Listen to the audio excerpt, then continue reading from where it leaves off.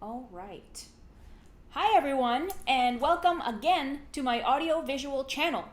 I am Gabriela Handal, a draftsman and the host of this show, a conversation about art, during which I look for the meaning and purpose of both art and beauty through conversations with colleagues in different artistic fields.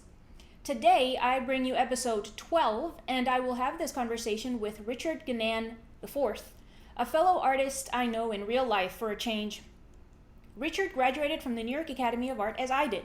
His work gravitates from painting to drawing to printmaking. So, Richard, thank you very much for talking to me. Please introduce yourself to our viewers and listeners and tell them who you are and what you do. Yeah, like you said, my name is Richard Gnann. I'm from Georgia. Uh, I draw, I paint, uh, I print make. Is there some specific background you're looking for apart from that that I should touch on? Whatever suits you, really. Yeah, I don't know. I don't know what's interesting or not interesting. Where should I go? Yes. Okay. Well, I am curious about this triad of printing, drawing, printmaking, drawing, and painting, because that's kind of you revolve around those three mediums, right? So, Hmm. yeah, I just think it's interesting when an artist kind of talks, quote unquote, in those different mediums. So, um, why do you think? I mean, like I guess at New York Academy, I mean, you tried sculpture to a certain degree with the Eckerche, and probably in other occasions. So you have been able to like touch upon other mediums, but then you still ended up sticking to those three, drawing, painting, drawing, and printmaking. So I guess I wonder, first of all, why do you think you ended up sticking to those three? Yeah, it's an interesting question. I guess you sort of gravitate towards what makes sense to you. I don't know if there's any like big thinking behind it. Mm-hmm. I mean, my drawings and paintings and prints don't really look very similar. Right. They sort of focus on different subjects and sort of, I guess, are stylistically distinct. So I guess I try to sort of grab the tools for the thing I'm trying to accomplish, and yeah. So I for different images, I would want a different look. You know, like wood wood block printing has a very at least how I use it, sort of uh, graphic, uh, sort of ham-fisted look to it, which I really like. That I don't really necessarily want to do in painting, though I like it in other people's paintings. So I guess depending on the image that I want to make, I sort of look for the thing that makes sense to me, and then I sort of have a sort of mental idea of what I like the most about those processes, and then try to lean into those. Mm-hmm. When we were in school, I also made a small sculpture with the help of one of our classmates, Matt White. I Mm-hmm. made a Stella Artois bottle, which I Mm-hmm. was really proud of. Uh, so if I could have come up with other stuff to sculpt, I'm sure I'd have done it, but nothing else really occurred to me. Mm-hmm. What did you make the Stella Artois bottle with?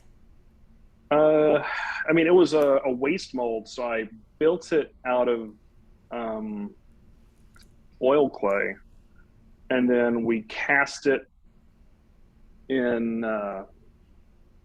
plaster, Mm-hmm. and then I filled the plaster with aqua resin. So the final piece is an aqua resin. Mm-hmm. Mm-hmm. Aqua resin is kind of heavy, isn't it? I think it's actually supposed to be pretty light Compared um, to like cement. compared to plaster. Oh, like plaster is much heavier than aqua resin. I Okay. know a lot of folks go in for aqua resin just because they like a life size. It's like someone was doing a life size figure with plaster. It'd be pretty heavy, but with Mm-hmm. aqua resin, like one person could reasonably pick it up and move it around. Okay. And did you paint this sculpture No, you want afterwards? me to grab it? It's just over here. Sure. Yeah. Grab it. Yeah, let me grab it. I'm not sure whether I remember it or not, but I think I might have seen it. Let's see. There you go. It's my my Yeah, my yeah. aqua resin Stella Artois bottle. Yes, I yes. made a lot of Stella Artois images back then. It was like all the functions that the school had always had. I think that was like one of the sponsors. Yeah, yeah. And as you know, I'm from Georgia, and around here, like college football is the thing. My team won the national title this year. Very Hmm. proud. And Congratulations. absolutely, 41 years in the making. It was incredible. And so every school has a mascot. And when I got to New York Academy of Art, like there was no mascot, and it was a Mm, very odd thing yes. because there's no school. Like elementary schools have mascots here. Like all schools have mascots. It's unthinkable. And I just kept seeing the Stella Artois, and I was like, this is the real mascot. Like this Right. is it. This Yeah, is yeah. like this is the champion of the school. Yes, yes. The fighting beers or whatever it is. Um, Yes. so no, it was really funny to me, and so I made lots of Stella Artois uh, images and stuff. No one else found it as funny as I did. I thought it was really funny. I in uh, in your drawing and well sculpture work. Now that you showed me the Stella Artois bottle, and to some degree in the painting stuff, when you make like the trompe l'oeil, a French person is gonna like have a conniption fit when they hear that. But like trompe l'oeil, I don't know how you say it. Yeah, You know those paintings. sure, Um, I feel like there's some kind of inside joke inside world. I mean, because like the Stella Artois thing. Of course, lots of people know this beer and everything, but I feel like in your case, it belongs to like that. I don't know, folklore almost like the folklore of the New York Academy or something, sure, sure, sure, sure. and but it's just that I feel like something of that sort is peppered throughout a lot of your work. And I don't know if you remember Jake Ingram, who was in my class. Oh, Also, sure. his Uh work huh. is thick with that what I'm calling, right, with what I'm calling that inside jokes that like only a handful of people know, or something like that. Like a very specific folklore of whatever it is, Yeah, like your own life or something between your friends or something. And I don't know. I just think I just find yeah. that interesting and cool. Yeah, Um, Jake was really invested in a Pabst Blue Ribbon. That's what Yes, that's that what was his was all his. about. Yeah, Right. yeah, yeah. Oh yeah, yeah. It was not a good beer. It's, It's really not. It's very watery. it's bottom of the barrel stuff. Yeah, yeah. It's like Miller High Life, kind of. No, I would sort take of. Miller High Life over Pabst. You take that for what it is. No, I think that's right. It's interesting to call it a sort of personalized folklore. I don't think that's wrong. I never thought of it that way, but yeah, it it's sort of like everyone needs a reason to make something, I think, at Mhm. least something that they're personally invested in. And, you I guess you can go sort of in a simplistic way of putting it, you can go one of two ways. You can go over the sort of grand tradition idea of images, Mhm. uh, which is awesome, and I like that stuff. And sometimes I do that stuff, I guess. But then it on a sort of a place where there's like the stakes are not as high. You can sort of talk about yourself Mhm. in a not in a sort of melodramatic way, but in a sort of I don't know. It's not necessarily a jokish way, but it's much more lighthearted. Like Yeah. a lot of those still lives that I made, like there wasn't much meaning in them to me. There was meaning in that the objects that I put in there, I just had around me. I Mhm. I sort of found them and arranged them in a way that made me want to paint them. Mhm. I had sort of would create these sort of petty motivations for myself to make a painting. Mm-hmm. Like I would I eventually discovered I ended up doing a like month, maybe a month long residency in the Dominican Republic, Mm-hmm. and their beer is Presidente. Like that's it. Mm-hmm. That's their go-to. I really like the idea of sort of beers that have this sort of regional or sort of national identity to them. It's Yeah, sort of yeah. like, again, like the Georgia Bulldogs. It's like, no, this is ours. That's yours. It's awesome. This is ours. And it's awesome. And Yeah, they're yeah. awesome in special, distinct ways particular to them. Um, and I don't know. There's a certain novelty to me about that. I started painting the Presidente beer bottle. I think I did that like one or two of those. Um, and in order to paint, I was like, okay, well, here we go. Like, I want to do this painting, but I'm having a hard time getting motivated to do the painting I want to do. Mm-hmm. So if I buy the beer, I can drink it once Mm-hmm. I've finished the painting. It's like Yeah. really, very, very sort of childish mindset, but that's what I would sort of have to do for myself. Um, stuff like that.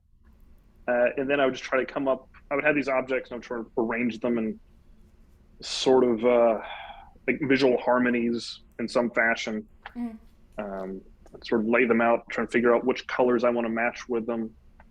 I like trying to do yellow paintings because yellow paintings are kind of hard to make look nice. Yes, yes. Yellow is not a nice color. I mean, yellow is an awesome color, but I it don't doesn't know play nice. No, yeah, look, yellow is yellow doesn't want to like go along to get along. Mm-hmm. You have to sort of beat it into place. Yeah. And it's very Show irritating. it where it belongs. That's right. That's right. And it's one of those colors. I think it's a technical thing. Like yellow is like really high in the sort of value scale, and so slight changes sort of shift how it operates really quickly. Mm-hmm. And so I find that to be a really interesting problem, and so I try to set up these problems to solve. And depending on the painting, some are more successful than others. But I think I sort of went off your original question. But yeah. No, that's good. I mean, I like the even though I seldom partake in painting and everything, I still find like for whatever reason I find the conversation about the technical aspect of painting to be really interesting. Because I mean, I suppose that also part of using yellow and curiously it happened another time that I was trying to put makeup on, and there's like this yellow color of eyeshadow, and it's like really dull until I combine it with another color, and then it's like it was like really bright. So it's like yellow is like transparent or something. And or I mean, I suppose there's different transparent and opaque yellows, but I have the impression that yellow tends to be transparent and it has to be made opaque with something else. I mean, I can't remember the origin of yellow pigments. I mean, sort of like out of the tube yellow, sort of stark bright yellow, I'm sure is sort of chemically produced. Because I think most all of the, or at least more chemically produced. I know with things that are more transparent, like if you just sort of overlay it with like white, it sort of pops better. Yeah. There were some Georgia football fans a few years back who discovered that when they paint their bodies, if they painted their bodies white before they painted them red, the red popped a lot brighter. So I'm sure there's some sort of logic to that. Like it's this sort of classic, it has to pass through the red pigment, hit the white, bounce back through the red. And so it's more amplified if it's just red paint on your body.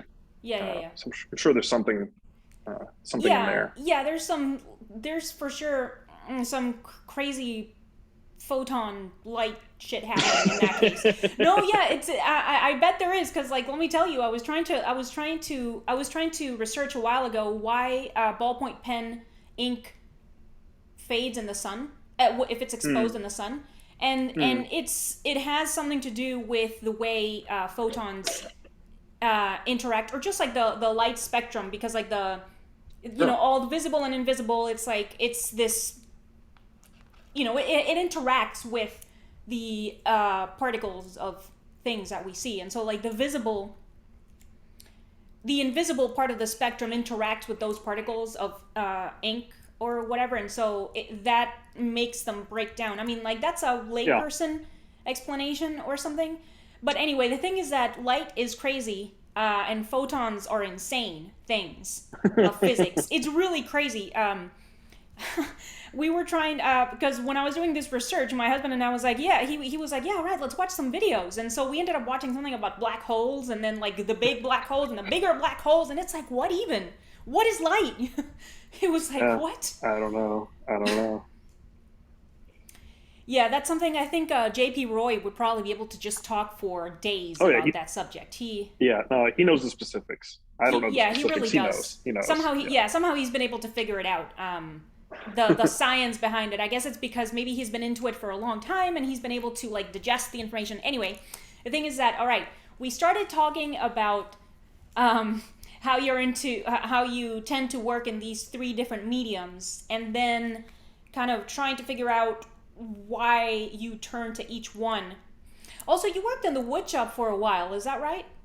Oh yeah. At No, the I academy. for like, I think for like 3, maybe 4 years, Okay. And I something mean, like that. you ended up making stuff there too. I mean, that's arguably that's sculpture. Sure. Yeah. I mean, uh, it's definitely three-dimensional. I uh,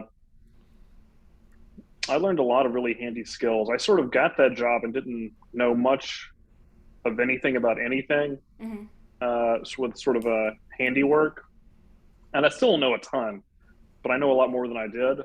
Right. Um, and Yeah, Tim Buckley, he taught me everything I know. Not everything he knows, but he taught me everything I know. Yeah. And yeah, I ended up making a few. I made two uh, Donald Judd facsimile chairs. Only one of which made it down to Georgia. The other one was just too big and it was a Mm-hmm. lot less comfortable and just wasn't worth it. Um, I mean, Donald Judd chairs are not known to be comfortable, but this one was less comfortable than the other one. Donald Judd. Um, yeah, yeah. Uh, Tim and I ended up making some uh, Garrett Retfeld facsimiles, some zigzag chairs. Mm-hmm. Uh, those are great. It's an incredible design. Zigzag. Um, I'm gonna have to look that up because I have no idea what you're talking about. yeah, Zigzag yeah, chairs. yeah, yeah. Garrett Retfeld zigzag chair. Uh, he's terrific. Um, I made a chessboard with Yeah, some I saw chess pieces. you brought that along with the Stella Artois sculpture. Yeah, so you made that, huh? Yeah, yeah. I think so. It's pretty sort of basic handiwork. How is Um, that? That's really cool. my pieces, my little resin pieces in here. So Um, you uh-huh. this is my queen. Or actually, that's my king. My queen is. So Uh, resin like epoxy resin? um, I forget the is it a, I don't know enough about epoxy and resins to say. I could look it up, like the exact brand. Mm-hmm. But I just found like bits and pieces from around the wood shop, and then sort of created my wood shop themed. Yeah. Um, that's a step bit Mm-hmm. as my bishop. Um, a sort of wood shop themed chess set. My rook as my Duracell battery. Um, I feel like that's epoxy resin. I've been working a little bit with it, so it kind of looks like that to me.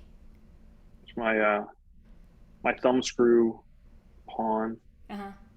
So yeah. No, I made a few things. I made a bunch of stuff to hold the tools in down there because students don't like putting things back where they belong, Mm-hmm. and Mm-hmm. so it became a sort of problem of trying to figure out how to. How to get them to do it? Yeah, yeah, it's an interesting problem because they don't really want to do it, but if you make it hard to avoid, and Mm-hmm. they'll end up doing it. Of So I would course. make these small little uh, specialized cubbies for like that the tools would hang in, and then the tool couldn't go anywhere else. It had to Mm-hmm. go in its specific spot. Mm-hmm. And then also at a glance, you would know if things were missing or not. So these were the kind of problems that that would really bother me, and I would Uh-huh. find solutions for. Did you post pictures of that? I feel like you posted pictures of that on your Instagram. I think, yeah, I think I posted them, and then someone else posted them. Uh, they were posted before. I think Danica may have posted some images. Yeah, they're not on my specific Instagram, Mm-hmm. unless actually if you go to me and then look up like images I'm tagged in, you'll have to look past photos of me, but then I think also comes up uh, the tool set. Oh, Um, there's a picture of the chair. Some of the chairs that you made. okay, Uh huh. Uh huh. yeah. They were the Donald Judd ones Oh yeah, yeah. So there's a white one and and an a yellow orange one. one. Yeah. Okay. Okay. Okay. So, arguably, you also, I mean, as I just mentioned, you also do sculpture. Because Sure. okay, I mean, just not just the chairs, obviously, but like in the case of trying to solve those issues in the wood shop, Hmm. I think in that case it's kind of then gravitating a little bit into something another person might call craft, because that's the I've been reading about just art in general and trying to, but besides talking with people to try to understand what art is and whatever it is, um, it seems like there's this during the Renaissance or something. They separate art and craft were more overlapping before that, and then they were kind of separated. I think I read Leonardo and Michelangelo wanted to bring art, like fine art, to like a more quote unquote intellectual thing, so they wanted to like separate. And anyway, the thing is that um I guess this well, why don't you tell me now in that case what is art in your opinion? Yeah, I don't know. It's sort of a big a big question.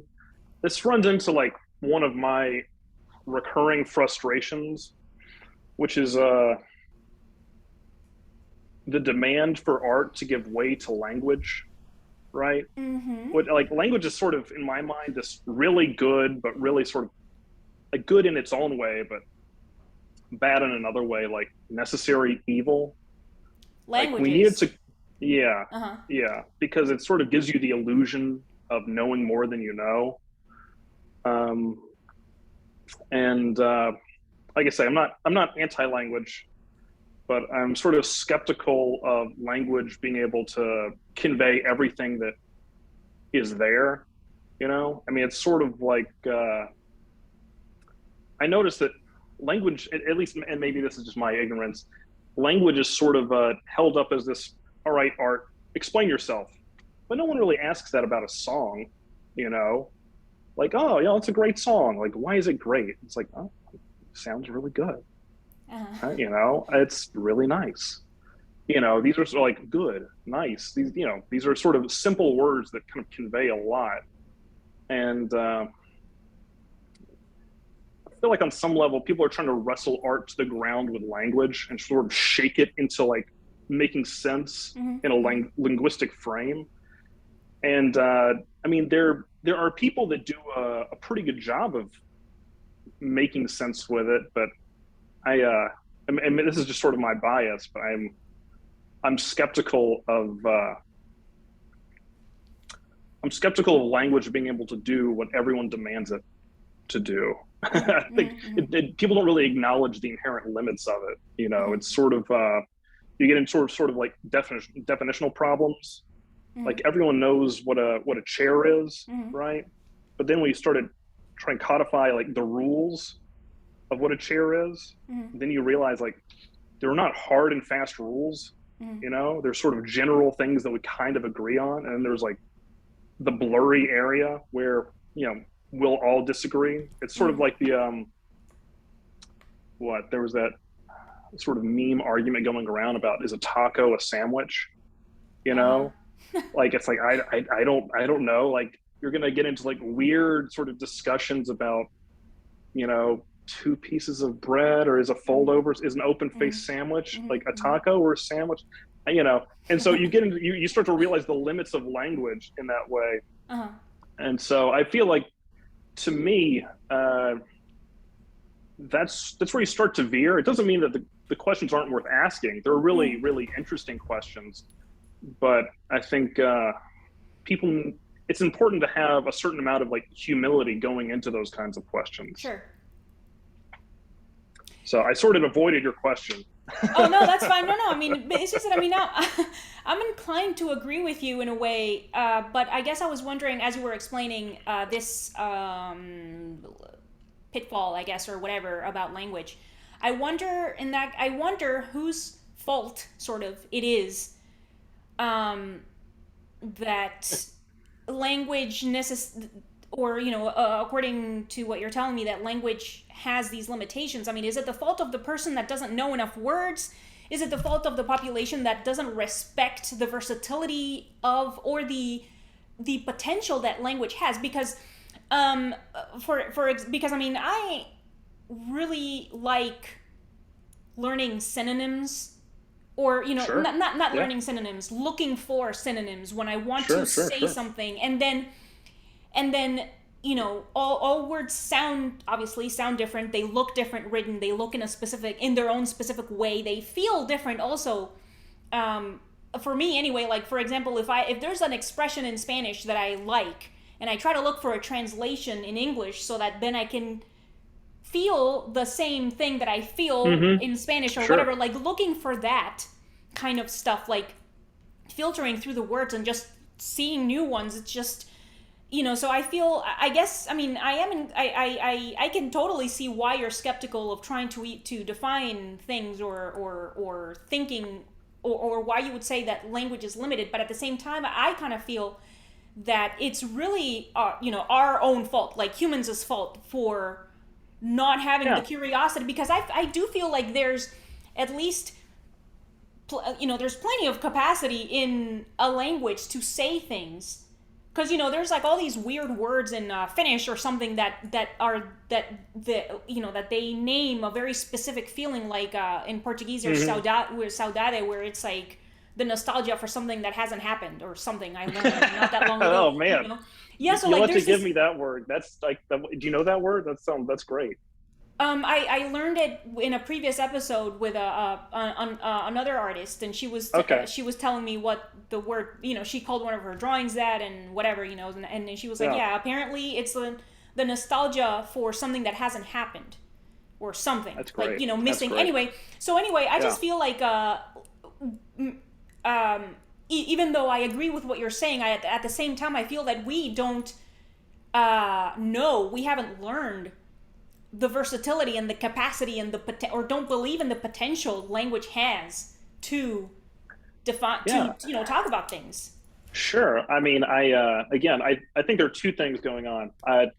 You talked about like fault. I don't think it's anybody's fault. You know, I think Yeah, the world is a complicated place. yeah, for sure. I think it's really confusing and weird. And you know, I think what's strange is that people expect things to make sense. Hmm. You Hmm. know, people sort of expect order, which is, historically Yes. like a pretty big ask. Right. Yeah. Yeah. So, I would start with that, and then say, like, it's not that I think language can't do it. I think language can do it the best that it can at its best, but at the same time, like, if language can do what a song can do, we would just write it down. Singing is more effort.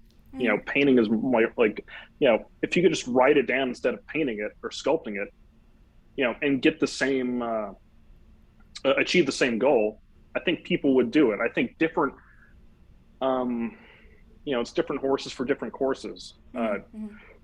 A poem can accomplish something that a painting might have a hard time accomplishing, right? They Mm-hmm. have different strengths, they have different weaknesses. Mm-hmm. Mm-hmm. Uh, a book can do a thing a film cannot. Right. Uh, a cartoon can do something that, you know, to this point, live action still has a tough time doing. Yeah, You know, really. so it's different strengths here and there. You know, like you wouldn't want to animate Marlon Brando because you want his face on the screen. It's Mm-hmm, too mm-hmm. valuable to just like do something else with. So I think that's what I would say to, if I could speak to language, I would say language, like you're really good at certain things. You're great. Mm. But, you know, if you could do all of it, we wouldn't need everything else, you know? And so, yeah, I don't know.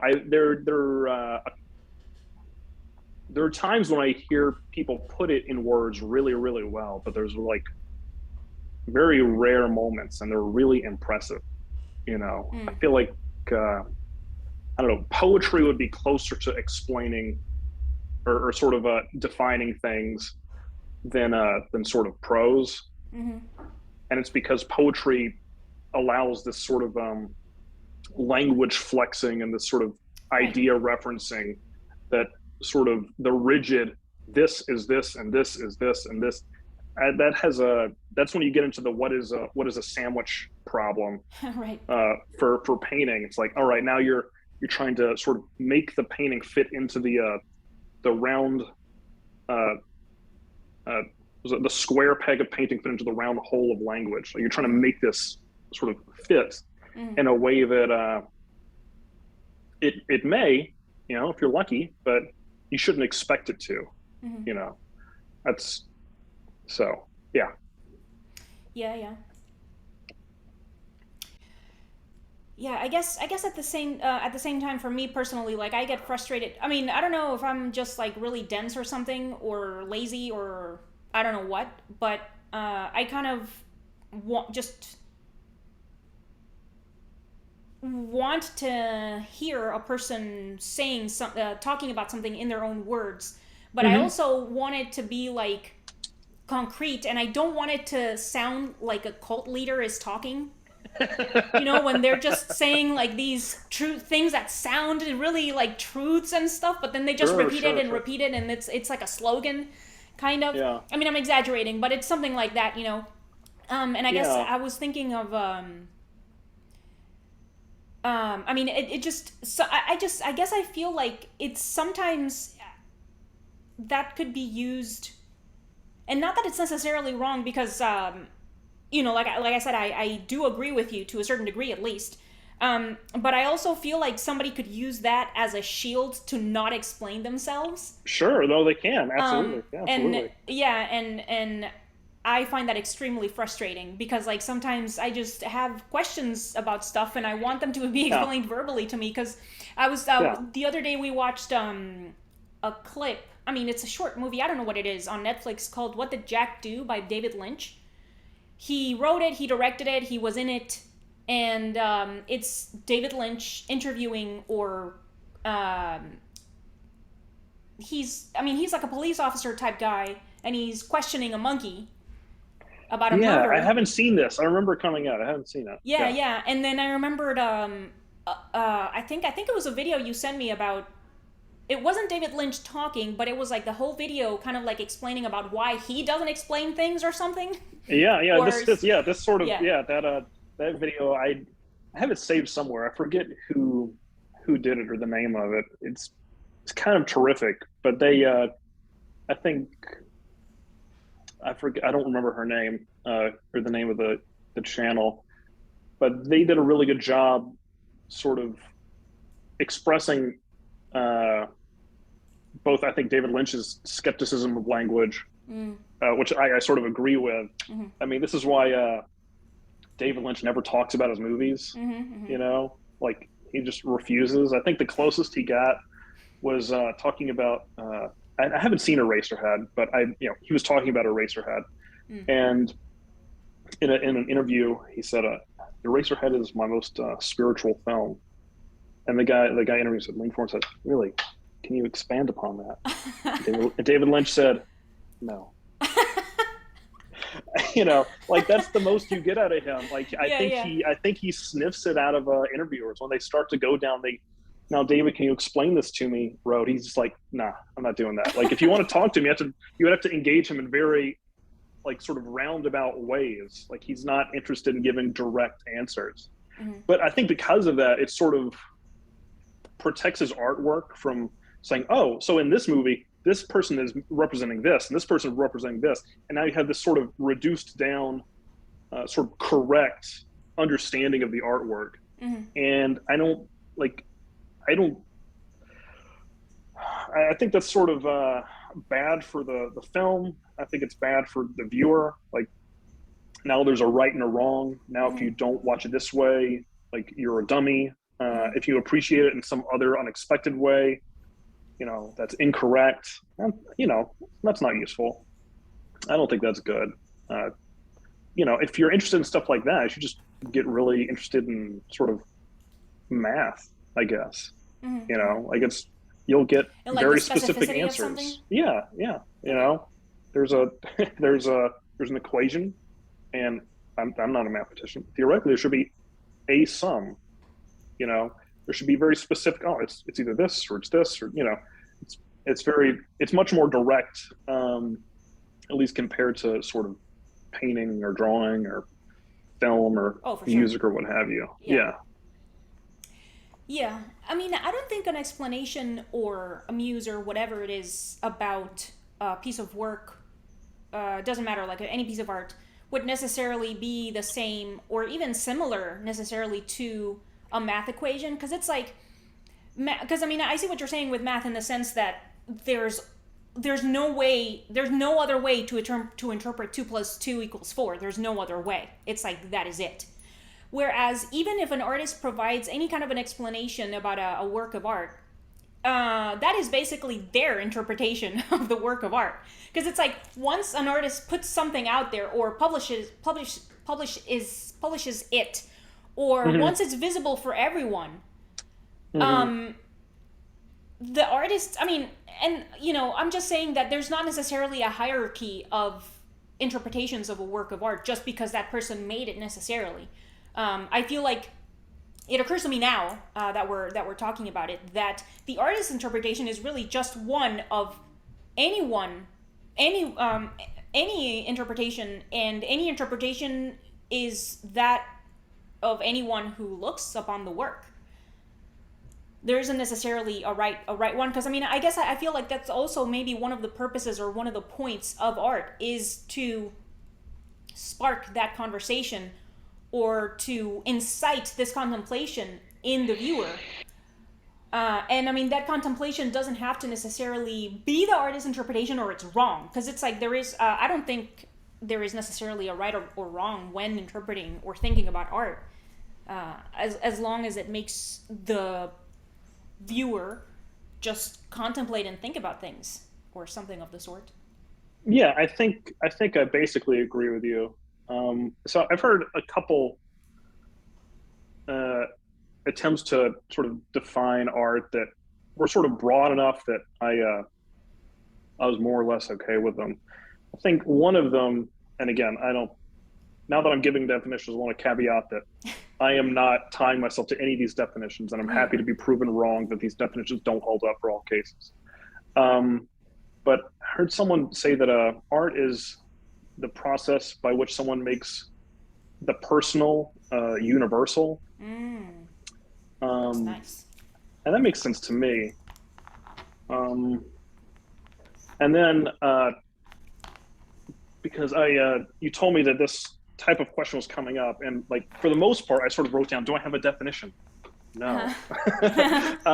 But there was a really nice quotation from the art critic Robert Hughes at the end of his documentary series for PBS, The Shock of the New.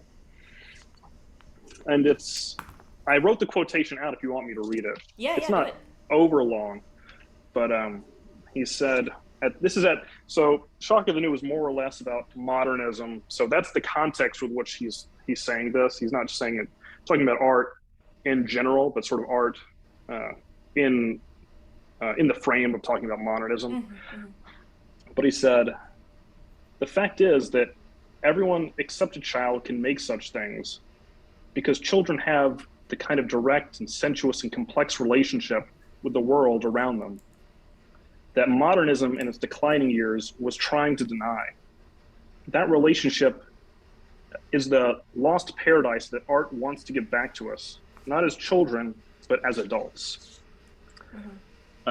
The basic project of art is always to make the world whole and comprehensible, to restore it to us in all of its glory and occasional nastiness, not through argument, but through feeling.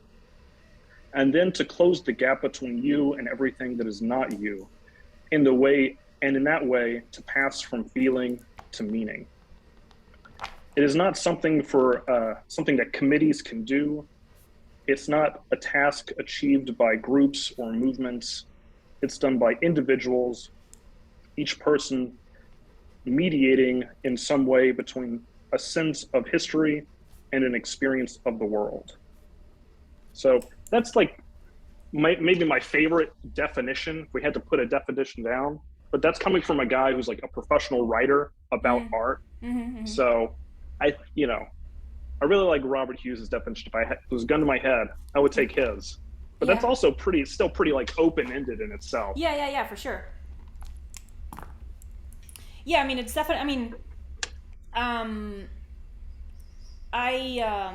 in just reading about the subject, like trying to understand art, and through talking with people, it's becoming clear that there's not going to be like a dictionary 2-sentence definition of what art is, because it seems to be a lot of things, and it seems to encompass a lot of things. And I might ask you to like email me that quote so that I can read absolutely. it and think about it. Absolutely. Okay, so then let me ask you about something else that maybe we could use. Maybe we could say that language cannot define, or is limited. What is beauty in your opinion? Yeah, I mean, I think we're going to run into the same problem. Mm-hmm. It's sort of you sort of know it when you see it, and depending on the situation, it might not be. Maybe I'm contradicting myself. Like it's not necessarily obvious at all times in all places. You know,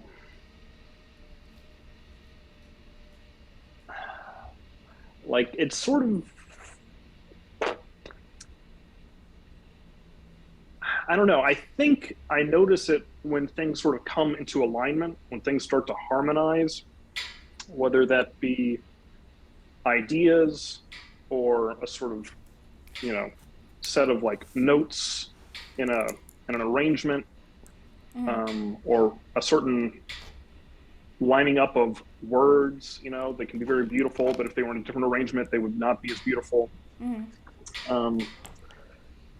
Again, I'm sort of having to try and like define around it because I don't have a good definition for it. I mean, what makes a pretty girl pretty? Like, I don't know. I know when I recognize it, but it would be very hard to sort of chop out every exact thing. I mean, and then sometimes something you don't find beautiful or attractive or sort of in that alignment, you will later. Like, I think there's, at least with visual arts, I think it's probably true for music, there's a certain, it's like a crude word to use, but there's a certain game being played. And there was, I tried to look it up. I couldn't remember whose quote this was. They were talking about free verse poetry, and how basically that's like nonsense. Like, just because you don't know the meter doesn't mean there isn't one. Like, successful free verse poetry is finding its own rhythm in a way that's hard to nail down. Just because you don't know it doesn't mean it's not there, right? Right. Just because you can't name the rules doesn't mean you can't recognize when the rules are being engaged in a high level, Mm-hmm. right? So, Or when they're being broken.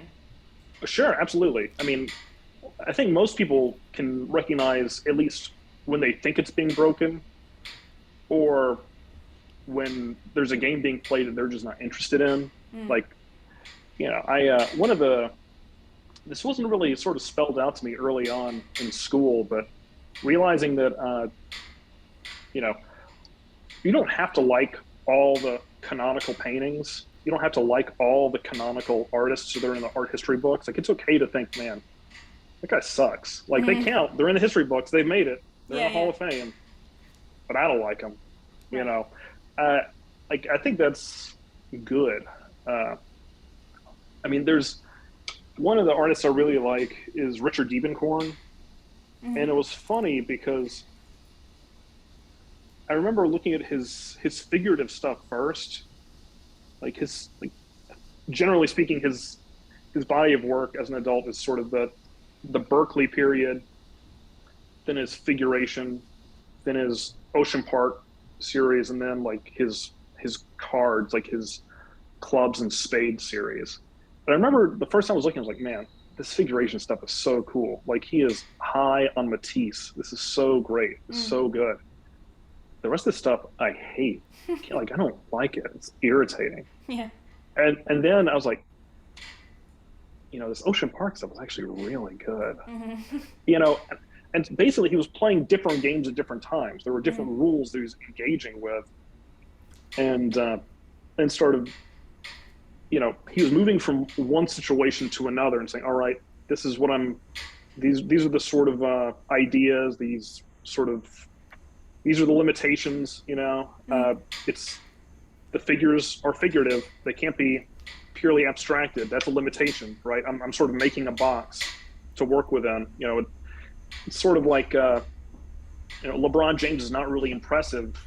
I mean, he can be impressive, but he's not. He's more impressive on a basketball court because he's doing so many incredible things within the limitations of the game.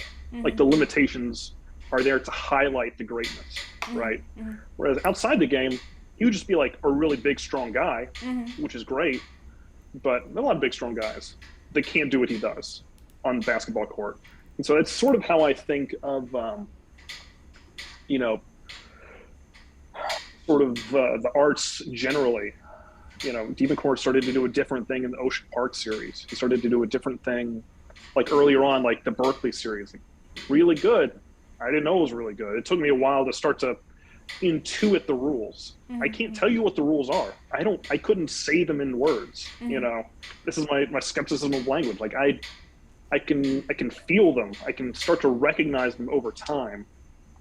Um, One of my favorite movies is The Life Aquatic, Uh-huh. and I hated that movie the first time I saw it. It Yeah. was really irritating. Mm-hmm. Like, the ending was kind of obnoxious. And then I watched it again. I was like, this is like really good. Mm-hmm. you know and so, like, you're like, how you walk into the conversation with the work, how you walk into the sort of general idea, uh it doesn't mean everything you dislike you should like. Some Mm-hmm. stuff I just won't like, but it doesn't mean you can't like it eventually. Or, if you understood the rules, you would like it more. Or if you did understand the rules, you can still say, well, I don't like it. It's following all the sort of conceptual rules of this, but I don't like that game. Like, Mm-hmm. you know, uh, you can say, look, Tiger Woods is great, but I hate golf, so I don't care. Mm-hmm. You know, like, you could just say, like, this game is not for me. Mm-hmm. Like, I really don't like Alex Katz's figurative work. It's like really obnoxious. Mm-hmm. But those landscapes are killer. Like, give me those all day. Mm-hmm. Like, why? I'm not sure. It'd be very hard to say why I don't like them. It kind of bother me. So that would, I wouldn't call them beautiful, because I don't find them beautiful. I find them kind of, I don't know, creepy, Mm-hmm. in some weird way. But those landscapes are, like, so terrific. They're so wonderful. Yeah. yeah. So I don't know. I've sort of talked around it. No, that's perfectly fine. I mean, um, it's just that I know it when I see it. Reminds me of something somebody in a previous episode said.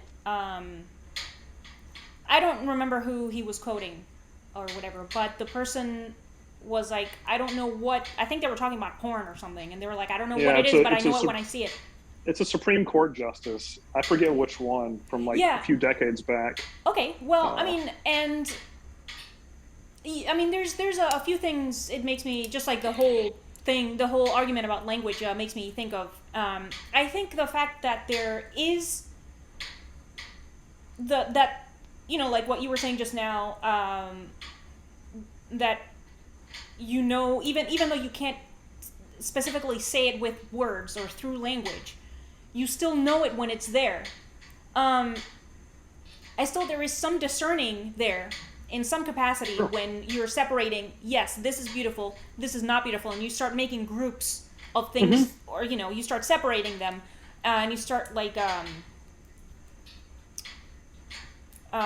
discriminating one versus the what a group of things that has this mysterious beauty versus things that don't.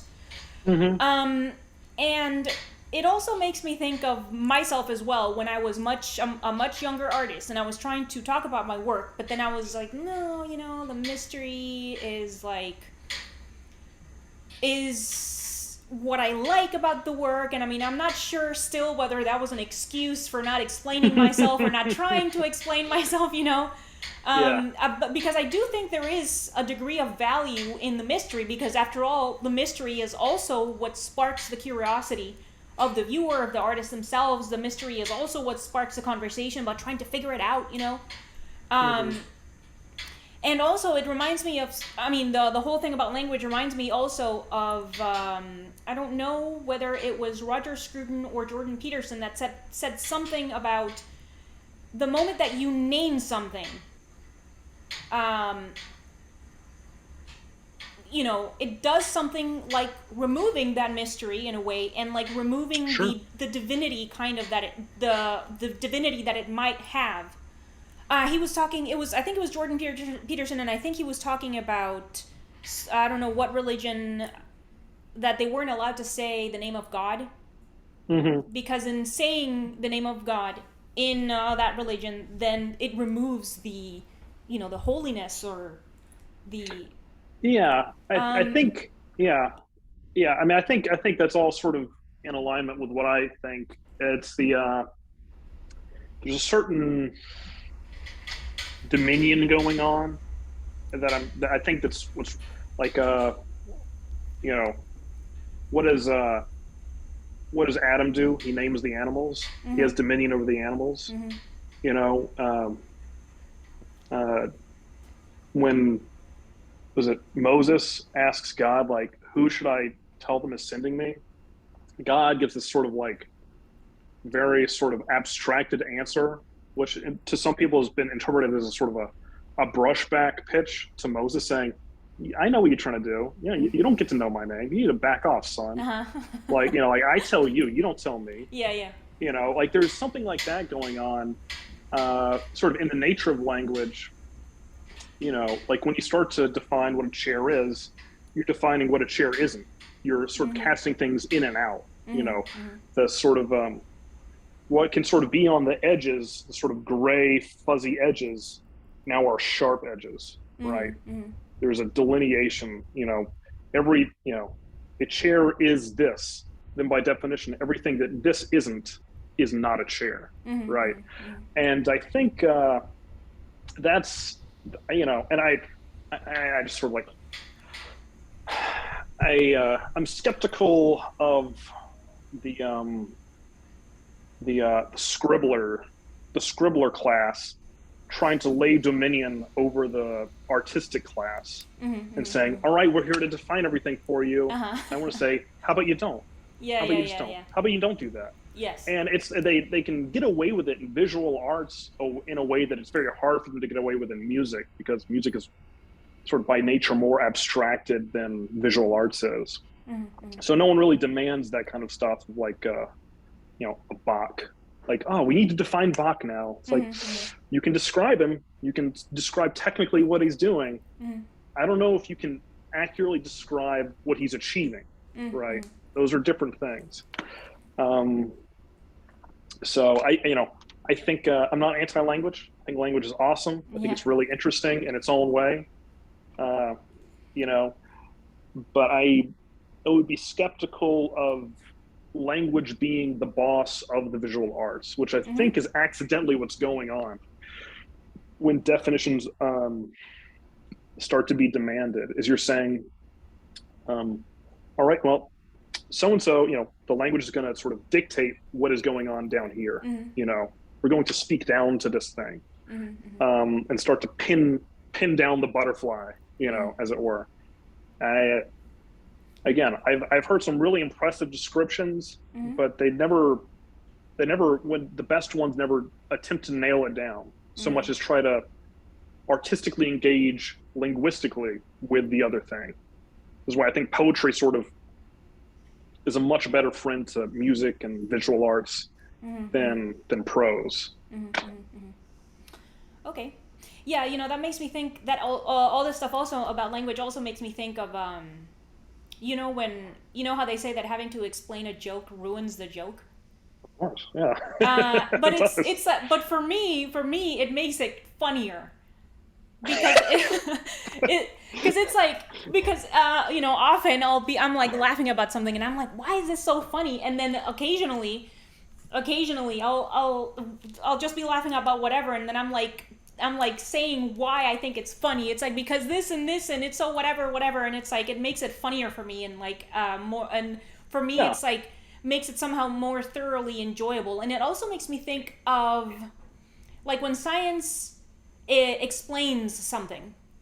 Hmm. We figured something out through science, Sure.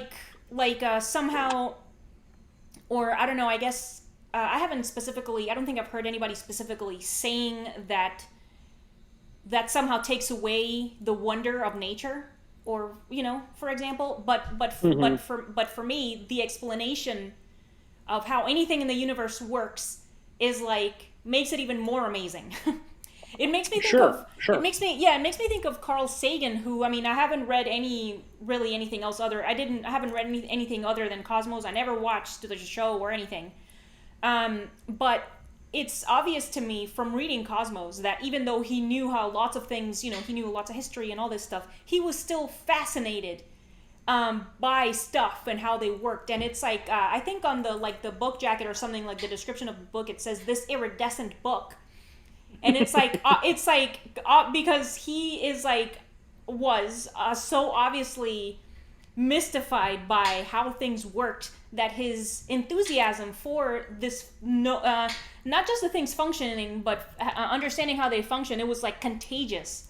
So it was like that contagiousness of it or something, like it emitted from the book in a way, and it was like contagious. Yeah. I mean, don't get me wrong. I really like talking about art. I really like trying to, through language, understand what makes the clock tick, right? But I I engage with that knowing that the conversation is fun because I will never have the final Mm-hmm. answer. Yeah, It's a yeah, sort of sure. permanent problem, and maybe that's what you're describing. Like yeah, I'm personally skeptical that they will have the final answer on existence. Mm-hmm. I mean, they've been going at it for a while now, and we Yeah. still don't have the final answer. Uh, so yeah, no, I'm trying to understand like, oh, this movie is really good. What's going on? Like, why is it really good? What themes is it hitting on? Like, what what characters sort of drive it? Yeah. Um, what like how does the script drive this? How does the music accomplish that? Like, those are all really really interesting questions, um, and they don't inherently take away from the movie per se. Uh, but I guess in some films, like once you know the plot twist, if it's as simple as a plot twist, Mm.